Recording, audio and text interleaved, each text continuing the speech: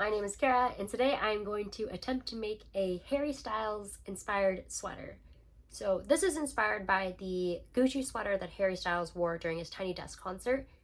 And this is a super old video, but basically last spring quarter I used to watch the Tiny Desk concert from Harry Styles and the Dua Lipa one over and over and over again, just as like kind of background music because we really liked the way that they sounded, but like we probably watched that video like 100 times that quarter, so I am very familiar with what sweater he wears, and I've been obsessed with it ever since. So it's been like a full year and a half since we obsessively binged that video, and that sweater's been on my mind ever since. I just love the way that the sweater looks. I love that mohair look. I don't even know if the original Gucci sweater is made out of mohair. It could be made out of acrylic for all I know. Like, I didn't look super closely into this, but I love the mohair because I'm going to use mohair, and the way that the stitch looks, because it looks like herringbone, but it's actually more of like a arrowhead. I don't know if it's an arrowhead, but I know that the stitch that I'm going to be using is called an arrowhead. So I love the arrowhead texture of it. So I'm going to be omitting the little chick and the egg graphic at the front because I actually just want to let the yarn and the stitch to shine through, and I'm actually much more likely to wear a sweater that doesn't have that graphic at the front. So it's inspired, it's loosely inspired. But this is not the first time that I've attempted to make this sweater. I tried to make it a few months ago with a Lang Yarns Mia. It was some sort of like fluffy but still structured yarn that I had, and it was more of a citron color. So it didn't perfectly match that baby blue because I only kind of recently tracked down a chunky mohair that I liked in the correct shade. So that was kind of a disaster because something about this stitch, I don't know, like I always make mistakes with it, and then it's so obvious because the arrowhead patterning gets messed up and it's very obvious when it does. So this is the most difficult stitch that I've ever worked with to date. And I worked on that sweater for like 2 days straight, just trying to get it right, and I just became disheartened and actually got like a pretty good start on it. Like I had the body done and I think the neck, and I was working, like I was halfway through one sleeve and then I just lost momentum for it because I just wasn't seeing it. And I think it's because I was using the wrong colored yarn, because again, that was more of a citron color and I wanted a baby blue, but I didn't have a baby blue. So now I have a baby blue yarn and I'm gonna get it done. And I've already knit a little gauge swatch here with the yarn. And so this is the texture. This is an arrowhead stitch. It's a lace stitch. And this will be my enemy for the next few days. I don't know if it'll be my enemy. It'll be a challenge for the next few days. I was just trying to get this sweater done because there's no way that I can get this done in just like a single day, because I know I'm going to need to take breaks from it. But basically it's super obvious when you make a mistake with this pattern because like it's a very specific like V's that you're making. But I'm not going to make mistakes, or if I make mistakes, I'm going to leave in lifelines so that I can unravel them. And so today I'll be using Hip Knit Shop fluff yarn in baby blue, I believe. Baby blues. Sorry, it's baby blues. And it's just the most perfect baby blue I've ever seen, and I'm really excited to work with it. And I'm really happy I got this yarn because I think this will be a huge motivator. But I've actually already started part of it, and so I've already done all the ribbing. I've done the easy part. So I've done all the ribbing and I switched to my bigger needles here already. And so I'm going to put in a lifeline so that I can unravel anything if I make mistakes, because I will make mistakes. And I think that the strategy here is just to put in lifelines after each pattern repeat so that I can work on the pattern, and then if I make any mistakes anywhere in the middle of those like row repeats, I can just unravel it and redo it. And maybe I'll stop doing that as I get more comfortable, if I get more comfortable with the stitch, but that'll be my strategy for now. So how do you put in lifelines? This is how I put in lifelines, at least, especially when they're live stitches.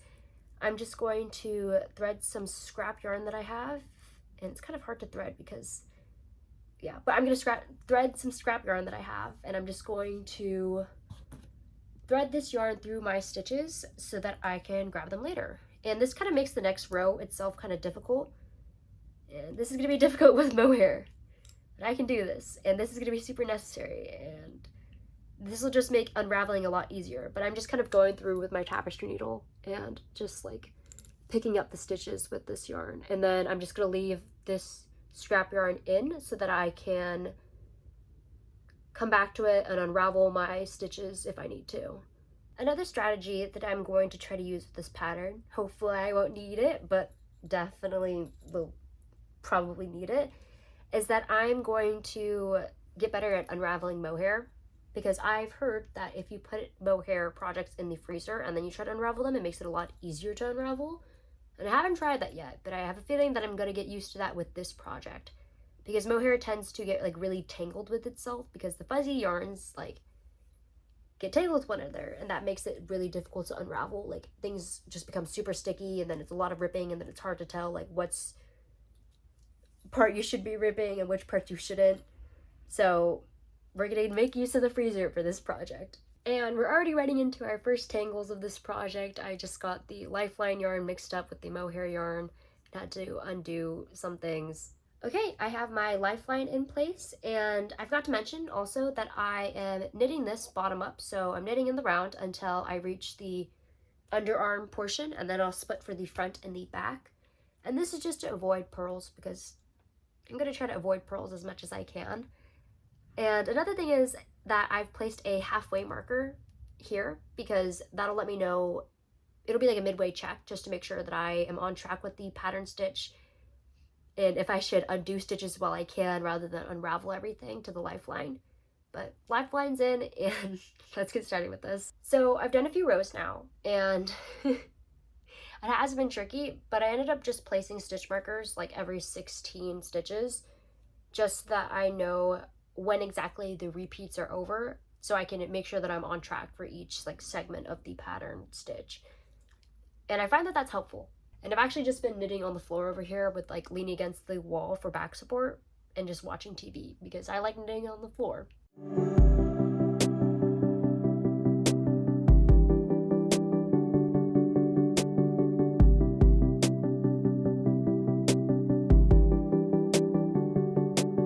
Okay, update, I have finished a few rows of the repeat. Hi Ollie. This is Ollie. He's very curious about why I'm sitting on the floor with him, because normally I'm just knitting and he doesn't know who I'm talking to. But, oh, also look at this mohair in the light. Yeah, I finished a few rows of the pattern and it's looking good. I have made some mistakes and I could unravel, but I don't really feel like it, so I'm just gonna keep on going. Okay, just an update, and sorry I'm just in my sports bra because I just came from the gym, and today at the gym I had my Hydro Flask and then the lid just kind of fell off while I was walking. I don't think I screwed it on tight enough. Then it spilled all of my water everywhere, and then it also made the loudest noise because it's a Hydro Flask, so it's metal, and that's how I started out my day. Anyways, so I worked on it a bit last night, and so I finished the front or the back panel. I haven't really decided. And it's going like really well. I haven't had to undo anything, and I've been really scared that I would have to, because the last time I attempted to do this sweater, like I just kept on having to undo it because I kept on messing up the stitch repeat. But I think it's because I had so much practice with that sweater, like I got pretty good at just like being very careful with this one. So I really like how it's turning out so far. And this is about like 2 skeins worth. I'm about at the end of my second skein here.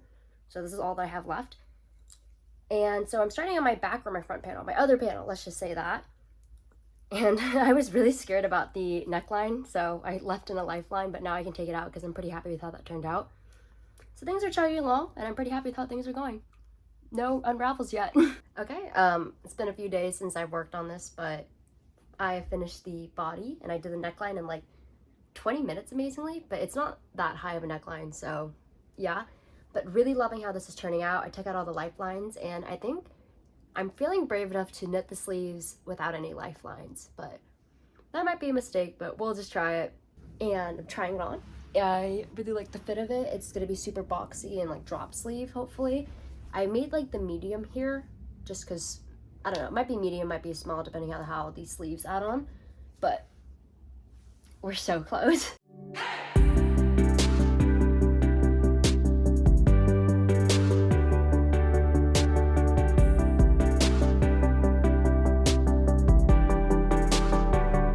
So progress is going smoothly on the sweater, but I am wearing a black shirt and it is mohair, so it's definitely showing that I'm working on it. But a nice trick that I found out, I don't know if you already know this, but if you get your hands kind of wet, then you can just brush off a bunch of the lint.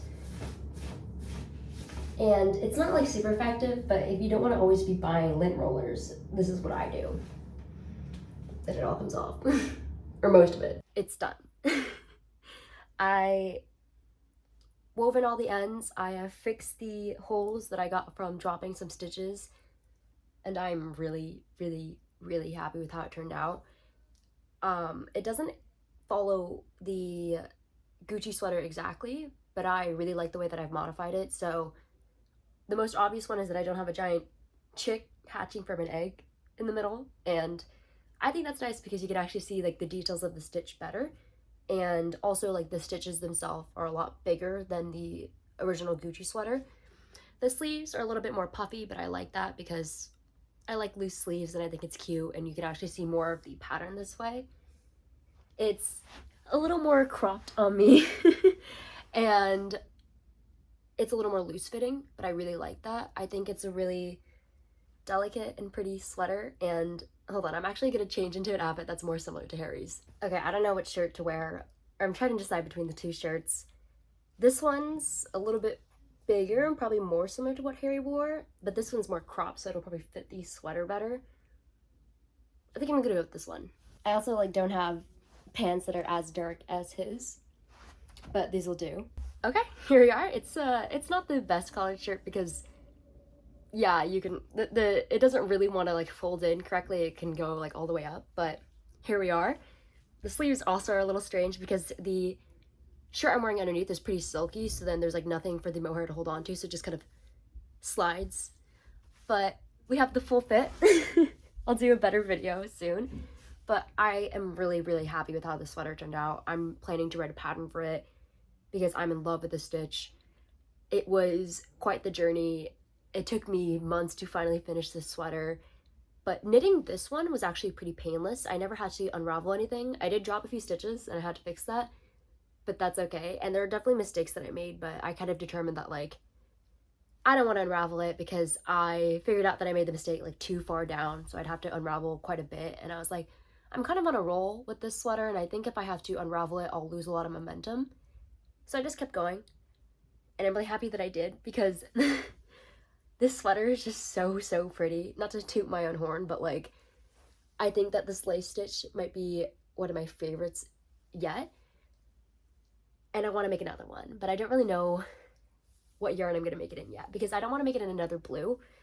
I think that I would rather make it in like, not even a mohair or like a plied yarn. No, not a plied yarn, like a non-fluffy yarn held with some mohair to give it fluff, but like to give it more structure. And I'm curious to see like how that would affect the texture itself. Like, would you be able to see like the ridges better, or like would you be able to see like the holes better? I don't know, because it's hard working with chunky mohair because I think that you lose a lot of stitch definition, but I'm really happy with how this one turned out because there's still stitch definition and you can see the pattern itself, especially when it's like backlit. But yeah, I think this one took me about 3.5 skeins, and it is somewhere between a small and a medium, so it's probably like the width of a medium, but like the overall length of a small. So not that much yarn to knit with, or it didn't take much yarn to make it. And I really want to make a second one already. But the long, long journey of making this sweater paid off. I think the idea of making this sweater took me about 4 to 5 months to actually complete. The actual sweater, this sweater itself took me about a week to knit, and that's just because I was procrastinating with other projects too. Like, if I had to guess, it probably took me about 12 hours to knit. I don't know, each sleeve took about like 2.5 hours to knit just because like, again, like it's knitting in the round, so I can go pretty quickly. It's less stitches than the body and stuff, but like, I think I just got into a groove. Like I finished both sleeves like yesterday. So I got into the groove of knitting sleeves and I just finished them up. Like I think I watched The Shining for most of this sleeve, but the overall concept took me about like 4 to 5 months to think about because I made that first attempt a while ago and it didn't work out. And it's summer, maybe I'll finish it. And then I've been thinking about this sweater for like 1.5 years though. But it paid off because this might be one of my favorite sweaters that I've ever made, mistakes and all, just because I know that like I learned a lot while making this sweater. And the stitch itself, like it's only 2-row repeat or 4 rows I think, But like I learned a lot with like, I guess, perseverance with this sweater, just because I made so many mistakes and it was so frustrating. But this one was a pretty painless experience. But I'm really glad I got around to doing it, and I use this yarn, and I'm in love with this yarn. But that's enough about this sweater. I'm sure you'll see it in my feed a lot because I'm in love with it. But yeah, thank you so much for watching. Hope you have a lovely rest of your day. Happy knitting. See ya.